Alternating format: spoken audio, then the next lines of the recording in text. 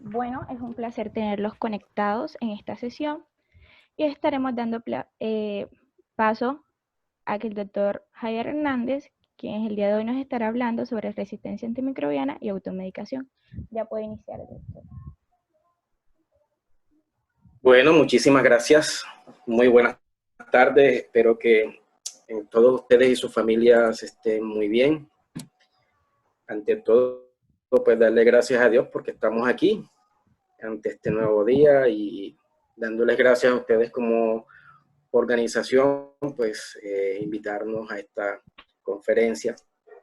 Más que todo tiene un enfoque preventivo, un enfoque comunitario para que todos los niveles, las personas de distintos niveles de conocimiento la puedan comprender. Trate de hacerla lo más sustanciosa posible para su entendimiento. Sigue la otra diapositiva, por favor. La siguiente diapositiva. Sí, doctor, ay, que no pasa. Bueno, ante todo, la resistencia antimicrobiana, cuando nos referimos a los gérmenes, como son las bacterias, los virus, los parásitos unicelulares, los hongos, pues nos referimos principalmente a todos esos cambios que se producen a nivel de estos microorganismos que hacen que todos aquellos medicamentos utilizados para combatirlos, para atacar una infección, dejen de ser eficaces, ¿verdad? Y pues bueno, todo esto viene en ascenso.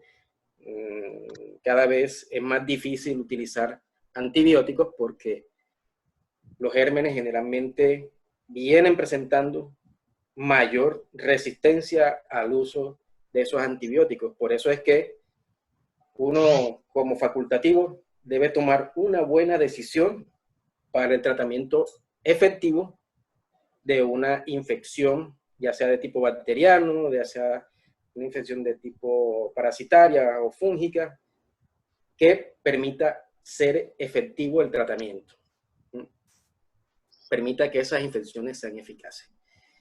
Siguiente página, por favor. Entonces, ¿por qué se produce? ¿O desde cuándo se da la resistencia antimicrobiana, propiamente dicha? El origen se remonta a aquellos tiempos arcaicos del mundo, ¿verdad? Inclusive antes de la existencia de la humanidad. Las bacterias, por ejemplo, siempre han existido desde los inicios del mundo y han existido y persistido en todos los medios posibles, ¿verdad? Aquí en el caso, en la gráfica, vemos los diferentes medios donde las bacterias subsisten.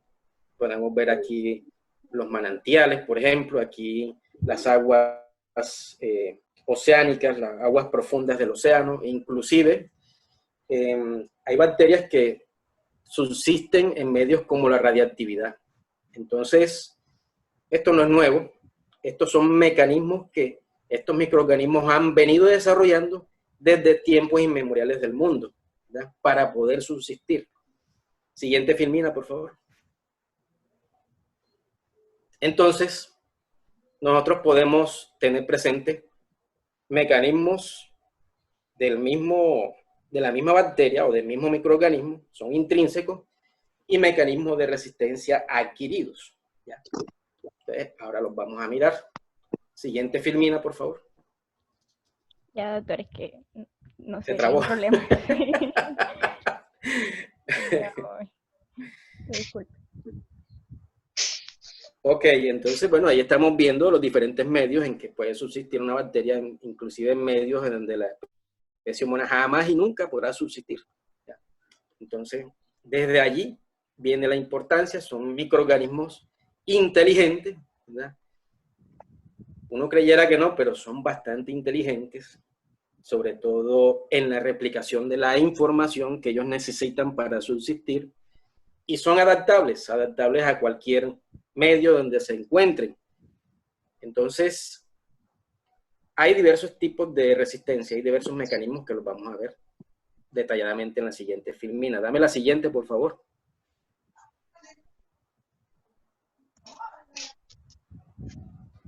Ok, ahí tenemos una célula procariota. Una bacteria es una célula procariota que tiene ausencia de núcleo como tal. En vez de eso tiene una nucleocápside, que es la que recoge el ADN. Tiene un citoplasma, ¿sí? Donde está el citosol y sus diferentes organelas, en donde se dan los diferentes procesos a nivel de, por decirlo así, a nivel celular. Ella pues posee estructuras como esos filamentos que ustedes ven allí, los cuales le sirven para comunicarse con otras bacterias, con otros microorganismos. Eso le permite que toda información nueva que llegue, por ejemplo, a través de moléculas que llegan a la bacteria, llega una información y esta información puede ser replicada a las demás compañeras, a las demás bacterias que están alrededor. Comparten esa información. Entonces, información que tenga que ver con resistencia es compartida. Dame la siguiente diapositiva. Vemos allí los diferentes organelos. Entonces, dame la siguiente, por favor. Ahí está. Ahí llega un fagosoma, que es el hexágono ese amarillito que ustedes ven ahí, con una información por dentro, que es un ARN. La bacteria la recibe, ¿verdad? Toma esa información y esa información, ella lo que hace es transformarla, apropiarse de ella, ¿cierto? Para poder adaptarse a ese medio en el que está. Y esto es uno de los mecanismos de resistencia. Toma esa información, se transforma ella y esa información la comparte. Dame la siguiente diapositiva.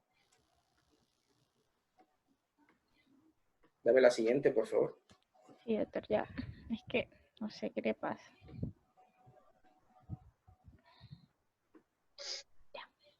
A veces se enreda.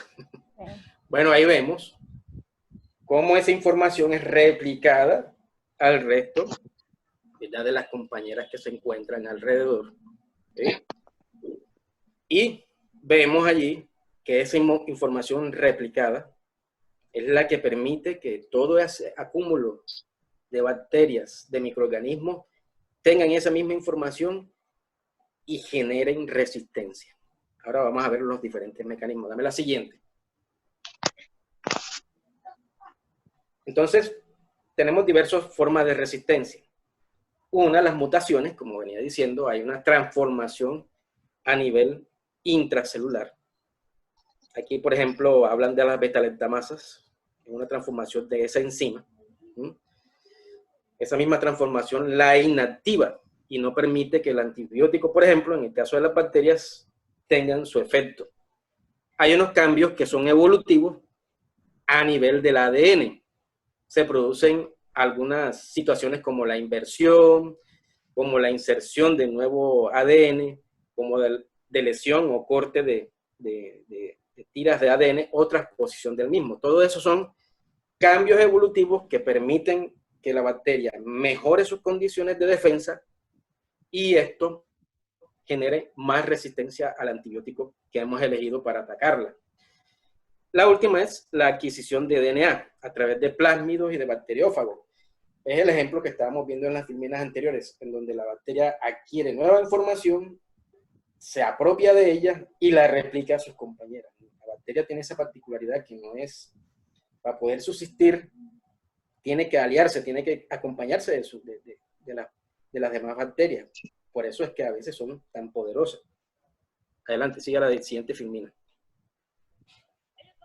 Entonces, ahí estamos viendo, ya dijimos, son seres vivos que evolucionan, son capaces de adaptarse y de resistir a los diversos tipos de antibióticos.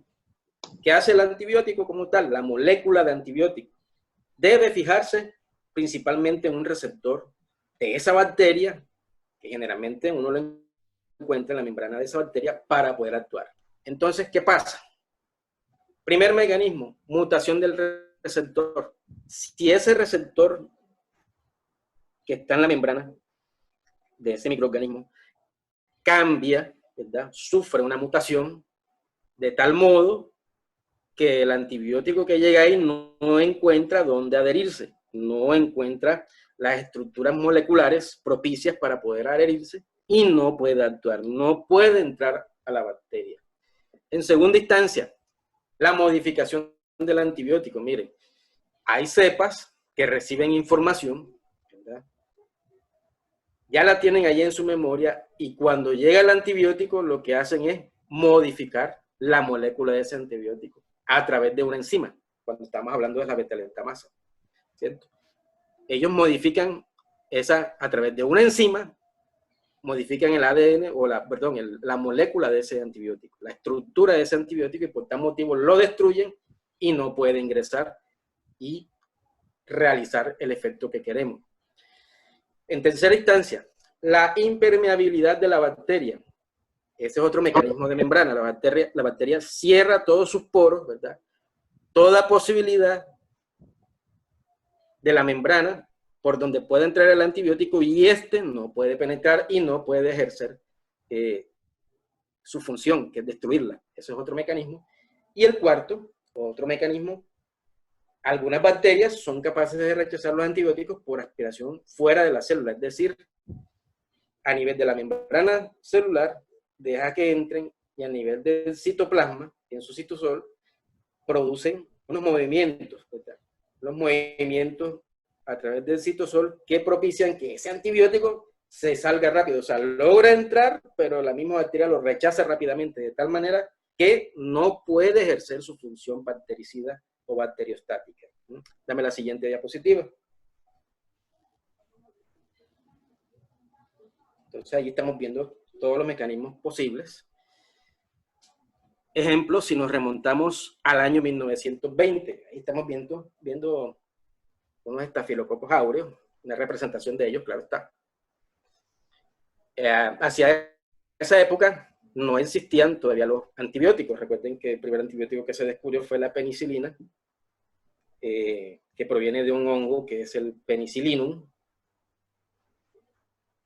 a través de la cual se pudo descubrir este antibiótico y empezar a manejar a los pacientes, pero eso fue alrededor del año 1940-1945.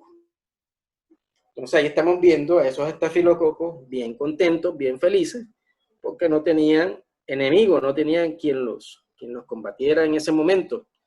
Por eso, en esa época, pues los cuadros infecciosos que se complicaban, que el organismo no podía combatir a través de su arsenal inmunológico, pues las personas se complicaban y se morían de cualquier cuadro infeccioso. Dame la siguiente diapositiva, por favor. La siguiente, porfis.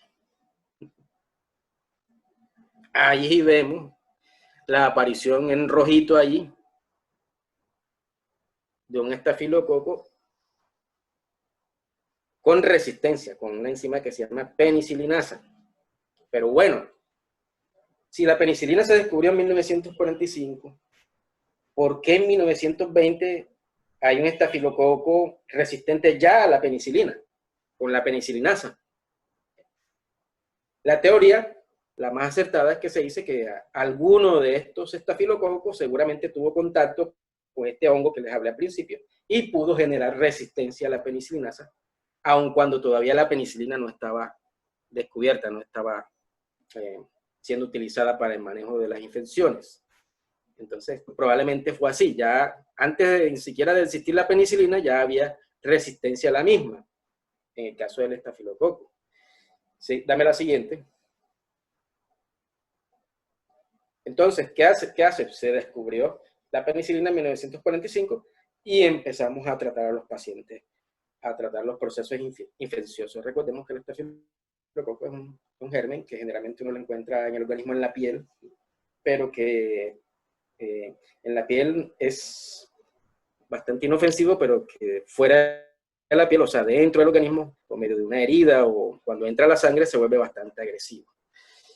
Listo, se descubrió la penicilina y vemos a los estafilococos ya no muy felices, ya les llegó el enemigo, ya se pusieron tristes, empezó la penicilina a matar a estos estafilococos que no son resistentes, pero ahí está el rojito que está feliz porque tiene penicilinasa. tiene la enzima que ocasiona resistencia a ese antibiótico, lo neutraliza. Dame la siguiente filmina. Y ese que quedó resistiendo se replica, ¿verdad? Se replica, produce otros estafilococos resistentes. Dame la siguiente. Y a pesar de que se descubrió la meticilina, ¿verdad?, con la cual también podemos atacar a los estafilococos, resulta de que hay uno que siempre es resistente, hay uno que siempre utiliza mecanismos de defensa, mecanismos de resistencia para poder subsistir. Estamos viendo el verdecito, todos contentos ahí, inclusive los rojitos, y el verdecito también está contento. Llega la meticilina, dame la otra diapositiva.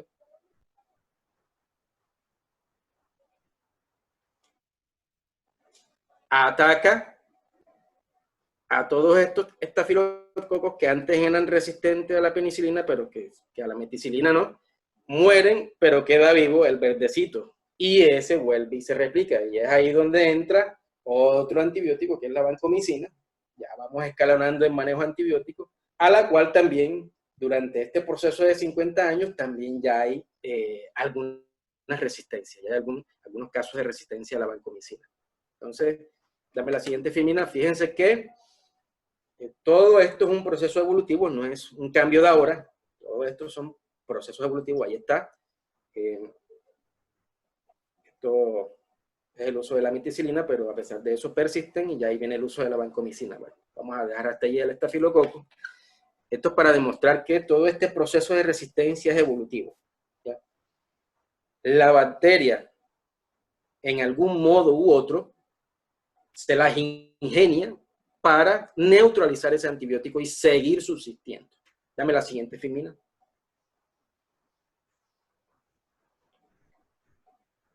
Bueno, entonces, en resumen, ¿qué hace una bacteria resistente? Uno, pues, carecer de blanco para el antibiótico, es decir, ese sitio en donde el antibiótico se pega o el antibiótico llega o el receptor no existe. Por tal motivo, no ejerce ese antibiótico ningún efecto. Perdón, aquí, ok. No ejerce ningún efecto sobre la bacteria. Hablando en el caso de la bacteria. No deja entrar el antibiótico al interior de la célula. Ya hablamos de los mecanismos de defensa a nivel de la membrana. Modificar los sitios de unión del antibiótico. Eso lo hacemos a través de las estructuras de ADN y ARN. Genera enzimas que destruyen el antibiótico. Ya lo vimos en el caso de la beta-lactamasa. Producir bombas de flujo que sacan el antibiótico. También mecanismo de membrana. El antibiótico entra, pero la bacteria se apresura en sacarlo rápidamente, y codificar genéticamente la información y compartirla con otras bacterias. Entonces, hace todo esto y esa información la guarda, la reserva y la comparte con sus compañeras. ¿Para qué? Para seguir subsistiendo. Eso ya son los mecanismos más conocidos de resistencia bacteriana. Dame la siguiente, por favor. ¿Cuáles son los factores que predisponen a un incremento en la resistencia antimicrobiana? Uno, de estos somos culpables los facultativos, los médicos, el uso indiscriminado de antibióticos. Y en parte los pacientes también. A veces prescribimos el uso de antibióticos siendo que el cuadro es netamente viral, ¿ya? La mayoría de las infecciones respiratorias agudas son de tipo viral. Y sin embargo, prescribimos antibióticos, sobre todo a la población pediátrica, ¿cierto? El uso de dosis inapropiadas. Hay que tener en cuenta, y esto es para pacientes, más que todo, y para médicos también, por qué no decirlo, que siempre se deben tener pendientes las dosis adecuadas. Eso lo vamos a explicar en detalle en otra filmina más adelante. ¿Por qué? Porque hay un flujo, un pico de acción del medicamento o del fármaco o del antibiótico, ¿verdad?, que luego llega a su descenso. Y por tanto, hay que dar la siguiente dosis. Si uno lo que hace es tomar dosis de más en el tiempo no indicado, lo que está es propiciando una resistencia antibacteriana. Bueno, ya lo dijimos, utilizarlo en situaciones virales. No todos los cuadros infecciosos son bacterianos, hay cuadros virales y hay que aprender a identificarlos, ¿verdad? Las combinaciones necesarias, es muy conocido que al combinar un antibiótico con otro es para propiciar que haya aumento en la eficacia de uno de los dos antibióticos, generalmente del primero que uno pone, ¿sí? Pero a veces no sucede así, y lo que propiciamos es una recarga de antibióticos en el organismo que es innecesario. Utilizarlo en ambientes no humanos como uso veterinario. Esto sí está plenamente establecido, que hay un uso indiscriminado de antibióticos en los animales también, y esto propicia que el medio ambiente donde ellos se muevan o se organicen se contamine también, o sea, haya una excreción de antibióticos en esa zona, en esa área. Cualquiera de los gérmenes viene y coge información de ese antibiótico excretado y genera información, ¿ya? Que pueda generar resistencia a ese antibiótico. Entonces, el uso indiscriminado de los agentes antibacterianos en la veterinaria también es una causa.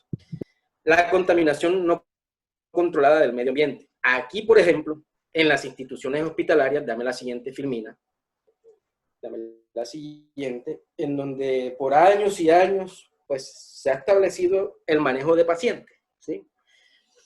En el caso del manejo de pacientes tenemos allí un paciente con una infección. El médico, que está de aquí de este otro lado, prescribe el antibiótico, ¿ya?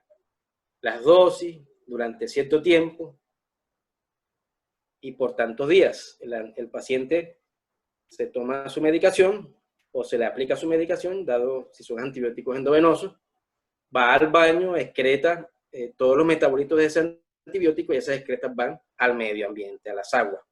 ¿Ya? ¿Qué pasa aquí? Que el germen toma esa información, está en contacto con el antibiótico, toma esa información y él busca la manera posteriormente de generar resistencia a través de los mecanismos que ya vimos. Vamos para la siguiente. Siguiente diapositiva, porfis. ¿Qué se debe hacer?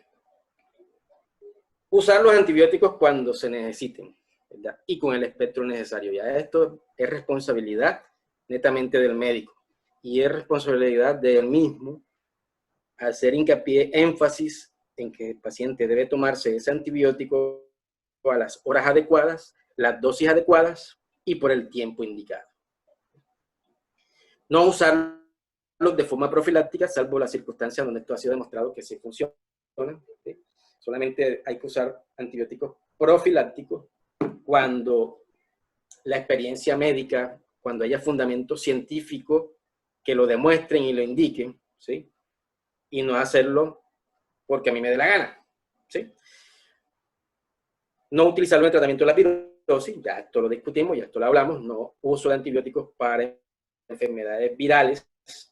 Controlar la prescripción indiscriminada, también es culpa de los médicos, el uso de antibióticos indiscriminadamente, sin necesidad y muchas veces en las dosis no adecuadas, en el tiempo no adecuado. Dame la siguiente diapositiva. La parte de automedicación. Bueno, cuando una persona decide automedicarse, que de por sí ya es un error, ¿verdad? Puede tener 4 consecuencias que pueden ser funestas, que pueden ser graves. La primera, no se combate la enfermedad. Si la persona se automedica porque el tío le dijo, porque el compadre le dijo, porque la comadre le dijo, que el vecino le dijo que esa pastillita le sirvió para tal cosa, que también le puede servir a él. Tremendo error y craso error. Porque, por ejemplo, para casos de dolor abdominal, ¿cierto? Al usar antiespasmódicos como la buscapina, y pongo este ejemplo porque es una de las cosas más comunes que uno encuentra, enmascaramos ese cuadro abdominal. No sabemos realmente qué es lo que tiene ese paciente. El abdomen es una caja de Pandora. Aquí puede haber cualquier cosa y dependiendo de la evolución del cuadro, las manifestaciones clínicas, ¿verdad? Entonces, por ejemplo, en el caso de una apendicitis, Si usted usa buscapina, lo que hace es enmascarar el cuadro clínico porque está aliviando un dolor, está haciendo manejo sintomático, no está haciendo manejo de la enfermedad. Y entonces este paciente se tranquiliza, todo se tranquiliza mientras el dolor no esté. Y vamos a ver que el proceso inflamatorio sigue. Se puede perforar ese apéndice, ¿verdad? Y terminar complicándose con una cirugía, ¿cierto? En la cual el paciente puede presentar sepsis de origen abdominal, se puede terminar complicando con esa sepsis y se puede terminar muriendo. Entonces, esto es una de las consecuencias graves de la automedicación. Dame la siguiente filmina. Dame la siguiente filmina. Puede provocar dependencia. El uso de fármacos como antipsicóticos, antidepresivos, ansiolíticos, relajantes. Estos tienen su acción principalmente a nivel central, ¿verdad? Y pueden provocar dependencia. Entonces, aquella persona que, por ejemplo, no puede dormir y se toma un relajante en la noche para poder dormir, ya le va bien el primer mes, el siguiente mes ya tiene que tomar 2 pastillitas, y el tercer mes tiene que tomarse 3, y va a llegar el momento en que va a depender de la pastillita para poder dormir. Entonces, ya eso, las drogas los fármacos son drogas también, y como droga puede producir dependencia, ¿ya?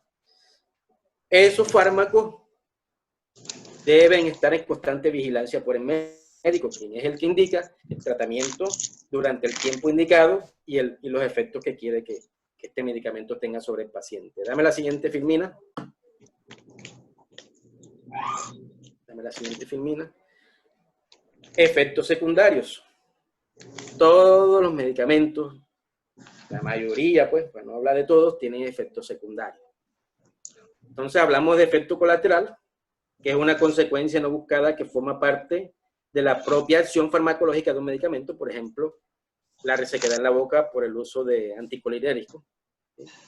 Hay otro efecto que es la reacción adversa o efecto indeseable, que hace referencia a los efectos no buscados, que además son perjudiciales, ¿verdad? Y tienen importancia si tenemos en cuenta que un efecto secundario como la somnolencia puede ser deseable para algunas situaciones. Ejemplo, la benzodiazepina recetada en el paciente anciano que sufre de insomnio. Y el efecto secundario como tal ya es un efecto, una reacción no buscada, que es consecuencia de la acción fundamental del medicamento. Por ejemplo, cuando usamos diuréticos, podemos bajarle el potasio al paciente y todas las complicaciones de una hipocalemia. En la diapositiva de la derecha, pues, vemos qué se debe hacer durante una emergencia en el uso de medicamentos. Por ejemplo,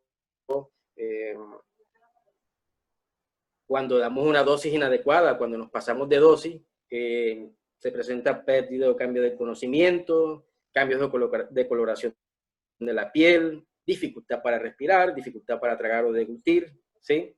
Edema de los labios o la lengua o hinchazón, proceso convulsivo, reacciones de tipo urticaria o lesiones o reacciones adversas en piel, y la incapacidad o habilidad para moverse, para hablar, por ejemplo, para moverse.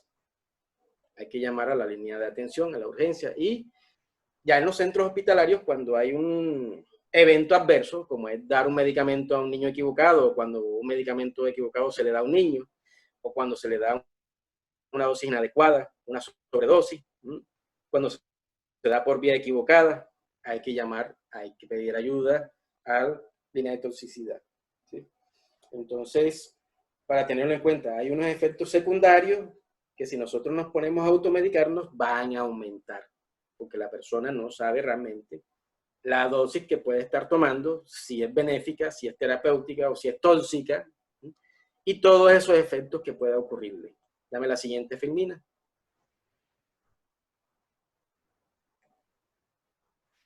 Hablamos de las dosis incorrectas, ¿cierto? Cuando estamos dando una dosis incorrecta, se afecta la absorción de esa dosis. Hablábamos, por ejemplo, en el caso de los antibióticos, que los antibióticos hay que dar la dosis en una hora correcta durante ciertos días, ¿verdad? y evitar el consumo de algunos alimentos que puedan bloquear ese antibiótico. Entonces, hay personas que adelantan una dosis del antibiótico creyendo que les va a hacer mejor efecto. No. Como les decía, hay un pico máximo de efecto de ese antibiótico que después va bajando y ahí es donde viene la segunda dosis o la siguiente dosis, como quiera que sea. Entonces, cumplir con la dosis correcta en el tiempo correcto, ¿verdad?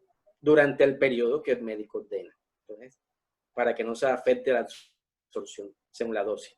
Terminar de completar el tratamiento como le indica el médico. Hay pacientes, por ejemplo, en el mismo caso de los antibióticos, no se terminan el antibiótico durante el tiempo que el médico les dijo, o a veces no cumplen con las dosis. También de esa manera se produce mecanismos de resistencia. Ya cuando lo necesiten nuevamente ese antibiótico, ya el germen ya hizo memoria y ya no le va a servir. La exposición a los efectos colaterales, ya hablamos de esto en la diapositiva anterior.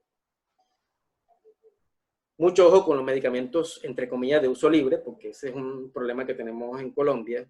En otros países, así sea para mandar un acetaminofén, te piden fórmula médica en la farmacia.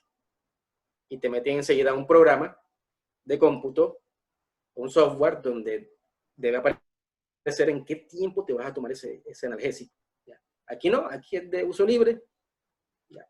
Te compras su acetaminofén. Si no lo usa en las dosis adecuadas, si se automedica y lo usa en las dosis no adecuadas, ¿qué va a producir? Una carga, una sobrecarga en el hígado, ¿verdad? El hígado, entre otras funciones, tiene la función de desintoxicar el organismo, ¿ya? La función de desintoxicar. Entonces, si usted lo sobrecarga, al final lo que va a tener es una insuficiencia hepática. Ese hígado que trabaja tanto para que no nos intoxiquemos, si usted lo pone a trabajar de más, ya él cumple su ciclo, su periodo, y entonces ya no va a servir para desintoxicar el organismo. Recordemos el caso de la señora en Bogotá que compró, que el médico formuló bien, entre otras cosas, esa formulación estuvo bien, formuló albendazol para los 2 niños en su dosis adecuada, él calculó la dosis y colocó muy bien en su fórmula médica. Fue una fórmula médica digitalizada, ¿ya? Porque a veces la fórmula médica las hacen a mano y a veces no se entiende. Entonces eso es otro error que los médicos debemos corregir, que la letra se entienda, indicarle bien al paciente cómo debe tomarlo, ¿verdad? En ese caso, fíjense que las presentaciones de Genfar, para ese caso específico, en la caja son casi que iguales, pero la presentación de los frasquitos son diferentes. Por eso es que uno debe leer, y debe leer la fecha de vencimiento, debe leer la dosis en la que viene la presentación, y estar seguro de lo que vamos a hacer, de lo que vamos a dar. Entonces, usó las goticas de tramadol en vez de albendazol, muy diferente el nombre, la verdad, que ahí sí, para que haya equivocación de parte del auxiliar de farmacia, para equivocarse, pues, craso error. La señora que de pronto no leyó bien, y lo que sí le hizo caso fue a la dosis que tenía que darle a los niños. Bueno, entonces una sobredosis, una dosis tóxica.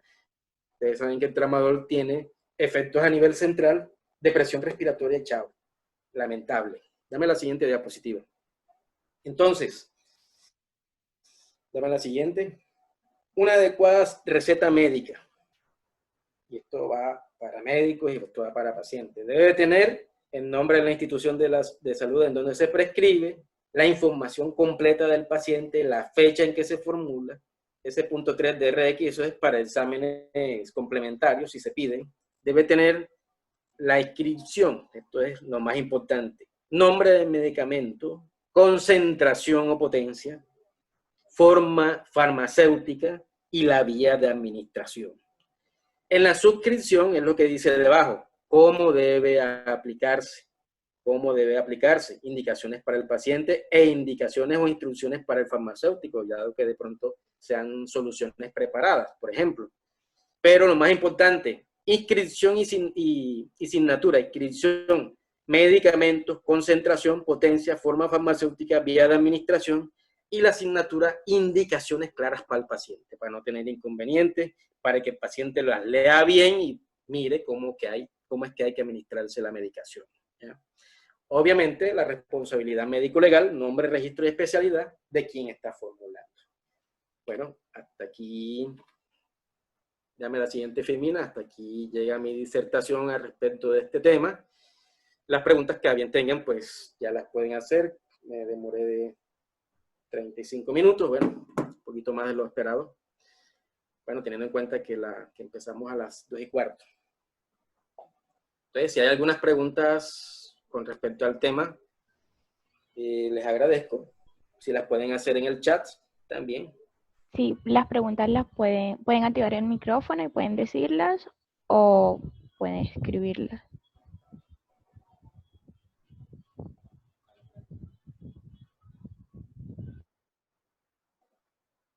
Hay una pregunta que dice, ¿a qué se refiere con potencia? Bueno, es dependiendo de la presentación del fármaco, la dosis, principalmente la dosis. Y cada cuánto tiempo hay que usar esa dosis.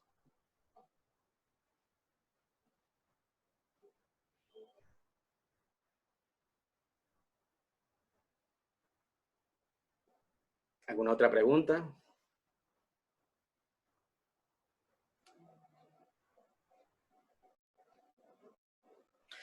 Bueno, listo. Entonces, yo creo que damos por terminado. Espero que pues hayan recibido la información de muy buena manera. Espero pues que sea de mucha utilidad la información que acabamos de compartir. No sé si haya preguntas. Si no hay más preguntas, ha sido un placer tenerlos a todos aquí. Agradecemos al doctor Haider Hernández por su participación y a su tiempo y a ustedes por haberse conectado. Esperamos que la charla de hoy haya sido de mucho provecho para todos y atentos porque mañana estará en el perfil de nuestro video de los 12 mandamientos de automedicación. La charla de hoy también fue grabada y se subirá al canal de la asociación y al canal de Orange Doctor. Muchas gracias. Gracias, hasta luego.